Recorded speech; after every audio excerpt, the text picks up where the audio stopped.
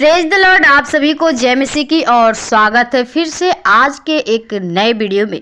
मेरे भाई मेरे बहनों, यदि आप लोग आज बहुत सारे ऐसे लोग हैं जो बड़ी बड़ी बीमारियां, बड़े बड़े रोग समस्या से वो बहुत दुख तकलीफ में उनके जीवन में जो भी प्रॉब्लम है, परेशानियां आ रही हैं, वो कठिनाई में लोग पड़े हुए, उनके जीवन में जो रुकावटें हैं, बंधन हैं, वो क्यों पड़े हुए हैं, आज हम परमेश्वर के वचनों के द्वारा जानेंगे। क्योंकि प्रियो, हर एक व्यक्ति वो अपने जीवन में क्या चाहता है कि हमारा जो जीवन एक सुखी जीवन होना चाहता है, एक अपने जीवन को आनंदित जीवन बनाना चाहता है, लेकिन उसके जीवन में वो शांति का जीवन नहीं है। हमारे जीवन में जो बीमारियां, दुख, समस्याएं आ रही हैं, ये कहाँ से आ रही हैं? क्या आपने कभी सोचा है? तो मेरे भाई मेरे बहनों, यदि आप लोग जानना चाहते हैं, आप परमेश्वर से आप बातें करना चाहते हैं, तो आप लोग इस वीडियो में अंत तक बने रहिए और आप जानिए कि हमारे जीवन में कहां से ये सब परेशानियां, ये बीमारियां, ये रोग, ये बीमारियां कहां से आ रही हैं। तो आप जानना चाहते हैं तो वीडियो में अंत तक बने रहिए, क्योंकि हम प्रभु में क्या विश्वास करते हैं, चलते भी हैं, लेकिन हमारे जीवन में जो बीमारी है, जो हमारे जीवन में दुख है, समस्याएं हैं, वो ख़त्म नहीं हो रही है। क्यों नहीं ख़त्म हो रही हैं? क्योंकि प्रियो, परमेश्वर का वचन आपके जीवन में नहीं है। मैं आपको ऐसे नहीं बताना चाहती हूँ, मैं प्रभु के वचनों के द्वारा आपको सिखाना चाहती हूँ कि क्या आप सच में परमेश्वर के वचन के अनुसार, यानी उसकी आज्ञा के अनुसार चल रहे हैं या नहीं चल रहे हैं। आपके जीवन में कहाँ से प्रॉब्लम आ रही हैं, तो आज हम परमेश्वर के वचन से जानेंगे और आपको उस बीमारी से कैसे राहत मिलेगा, आपको उससे चंगाई कैसे मिलेगा, आपके जीवन में जो बंधन है, जो आपके जीवन में रुकावटें हैं, आपको कैसे उससे छुटकारा मिलेगा, आप इस वचन के द्वारा जानेंगे। तो आइए हम वीडियो को देर नहीं करेंगे और वीडियो को शुरू करेंगे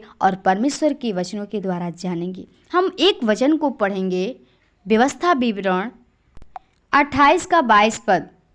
लिखा है कि यहोवा तुझको क्षय रोग से और ज्वर और दाह और बड़ी जलन से और तलवार और झुलस और गिरुई से मारेगा, और ये उस समय तक तेरा पीछा किए रहेंगे जब तक तेरा सत्यानाश न हो जाए। आमीन।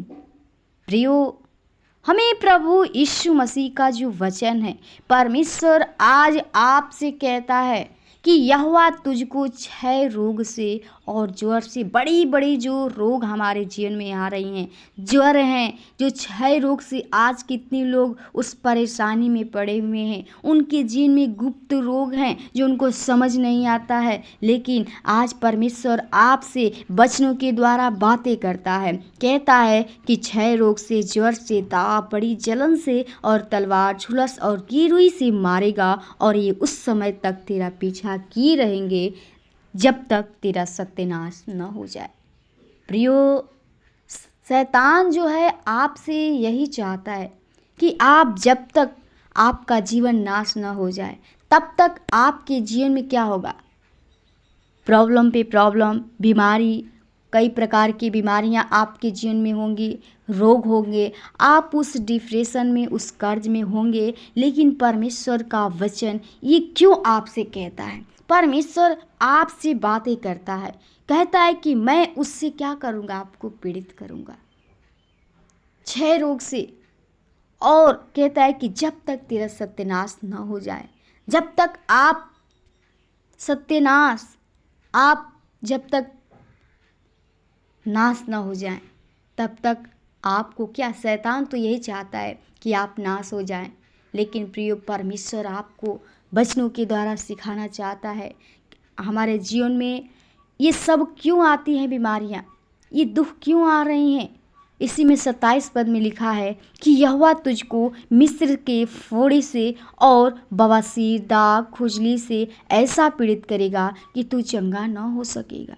यह प्रियो परमेश्वर का जो प्रकोप है, जो व्यक्ति परमेश्वर का आज्ञा का उल्लंघन करता है, जो व्यक्ति परमेश्वर की आज्ञा को, वचन को तुच्छ जानता है, उसके जीवन में क्या होगा?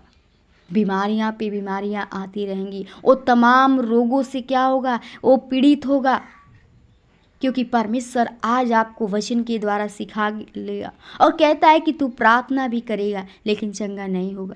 कहता है इसी में यहोवा तुझे पागल और अंधा कर देगा और तेरे मन को अत्यंत घबरा देगा, और जैसे अंधा अंधियारी में टटोलता है वैसे ही तू दिन दोपहरी में टटोलता फिरेगा, और तेरे काम काज सफल न होंगे और तू सदैव केवल अंधेर रहता और लूटता ही रहेगा और तेरा कोई छुड़ाने वाला न होगा। आमीन। क्या प्रियो, परमेश्वर कितना मोस्ट इम्पोर्टेंट बातें आपको वचन के द्वारा सिखाता है। कितना हमारे जीवन में ऐसी ऐसी घटना घटती हैं। कहता है कि मैं अंधा कर दूंगा, पागल कर दूंगा। क्यों? जब प्रियो परमेश्वर का प्रकोप आपके ऊपर बढ़ेगा, आप परमेश्वर की आज्ञा को नहीं मानेंगे, उसकी आज्ञा का उल्लंघन करेंगे, तो प्रियो परमेश्वर आपके ऊपर दुख डालेगा। और हमें समझ नहीं आता है, हम सोचते हैं कि हमारे जीवन में कहाँ से बीमारियां आ रही हैं, यही कि हम परमेश्वर के आज्ञा को नहीं मानते हैं। जो परमेश्वर का वचन आपको दिया जाता है, आप यदि उस वचन को अपने हृदय में रखते हैं, उस वचन के अनुसार अपने जीवन को बिताते हैं जो परमेश्वर आपको आज्ञा दिया है, यदि आप उसके अनुसार चलते हैं, तो परमेश्वर आपके जीवन के सारे प्रॉब्लम को ख़त्म करता है, आपको हर दुख से, बीमारी से चंगाई देता है और उसके बदले आपको आशीष करता है, क्योंकि वो आपको आशीष देने के लिए बुलाया है। कहता है इसी में 28 का 12 पद में कि यहोवा तेरे लिए अपने आकाश रूपी उत्तम भंडार को खोलकर तेरी भूमि पर समय पर में बरसाया करेगा और तेरे सामने सारे कामों पर आशीष देगा, और तू बहुतेरी जातियों को उधार देगा, परंतु किसी से तुझे उधार लेना न पड़ेगा। आमीन। प्रियो, यहाँ पे जब आप परमेश्वर की आज्ञा के अनुसार चलते हैं तो आपको प्रभु यहाँ पे आशीष देने का वादा करता है, और जब आप परमेश्वर की आज्ञा का उल्लंघन करेंगे, आप उस पाप में पड़े रहेंगे, उस लालच में पड़े रहेंगे, आप उस अंधकार में पड़े रहेंगे, तो आपके जीवन में ये सारी जो हैं, ये शैतान की शक्तियाँ हैं जो आपको तमाम रोगों से आपको उलझाई रहेगी। तो इसलिए आप लोग सत्य वचन को जानिए, परमेश्वर को वचन को अपने हृदय में रखिए, उससे विश्वास के साथ उससे प्रार्थना करिए। परमेश्वर आपके जीवन में ब्लेस को देंगे, वो चंगाई को देंगे, आपको हील करेंगे। तो प्रभु आपको मैं ऐसा करती हूँ कि इस वचन के द्वारा आपको जरूर चंगाई मिली होगी, और मेरा उम्मीद है कि प्रभु आपको जरूर चंगाई देगा। तो आइए हम प्रभु से प्रार्थना करेंगे ताकि प्रभु आपके जीवन के सारे पाप गुनाहों को क्षमा करके जो आपने आज्ञा का उल्लंघन किया है, प्रभु के सामने अपने आप को मान लीजिए और उससे कहिए कि प्रभु मैं आज के बाद गलती नहीं करूँगा, पाप नहीं करूँगा, और परमेश्वर आपको सिर्फ चंगाई देगा। तो आइए हम प्रभु के चरणों में चलते हैं। धन्यवाद धन्यवाद उस सारी सृष्टि के उद्धारकर्ता, जीवित अनुग्रहकारी दयालु पिता, प्रभु जी बड़ी नम्रता दीनता के साथ तेरे महान चरणों में आते हैं। प्रभु जी तूने आज के सुंदर दिन में सुबह के बेले में प्रभु जी तूने हम लोग को अपने आप से वचनों के द्वारा बातचीत करने का अवसर दिया। मैं आपको जितना धन्यवाद करूंगी बहुत कम है। खुदा मैं प्रार्थना करती हूँ प्रभु, जितने भाई बहन इस समय प्रभु तेरे वचन को, तेरी प्रार्थना को ऑनलाइन सुन रहे हैं प्रभु, जो आज लोग प्रभु बहुत सारे लोग जो तमाम रोगों से, बीमारियाँ से प्रभु जी, उनके जीवन में जो रुकावटें, बंधन है प्रभु जी, उस रोग से पीड़ित हैं प्रभु जी, जो प्रभु जी जो इनका इलाज नहीं है प्रभु जी, लेकिन तूने सारे रोगों को, सारे दुख को अपने ऊपर लेकर ख़त्म कर दिया। और पिता मैं चाहती हूँ उनके जीवन से कोई भी पाप में प्रभु जी, जो उनको प्रभु जी सता रहा है, बीमारियाँ, रोग प्रभु, वो जो उससे पीड़ित हैं प्रभु जी, उनको प्रभु तू क्षमा करके प्रभु जी एक अच्छा जीवन, एक नया जीवन दे प्रभु, ताकि तुझे पवित्रता के साथ अपने जीवन को बिता सके। तेरे वचन को अपने हृदय में रख कर प्रभु जी अपने जीवन को बिता सके प्रभु जी, और तेरे अनुग्रह, तेरे भय में चल सके प्रभु। हर एक को तू शिफा दे प्रभु, तू हिल दे प्रभु जी, उनको ब्लेस कर प्रभु जी, और ताकि वो पिता तेरे राज्य के लिए एक महिमा कारण बन सके, क्योंकि तू ही सिर्फ खुदा प्रभु जी वो चंगा करने वाला खुदा है,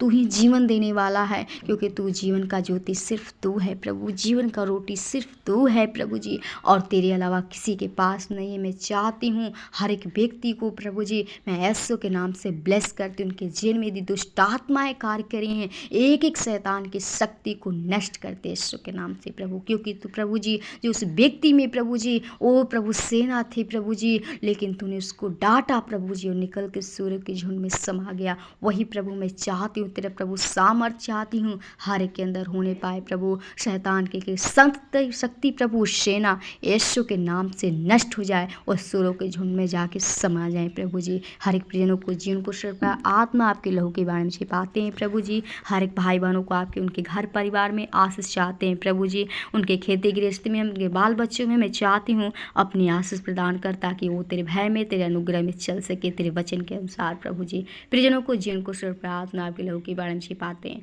आज की धन्यवाद की विनती प्रार्थना यीशु के नाम से मांगते हैं, आमीन आमीन।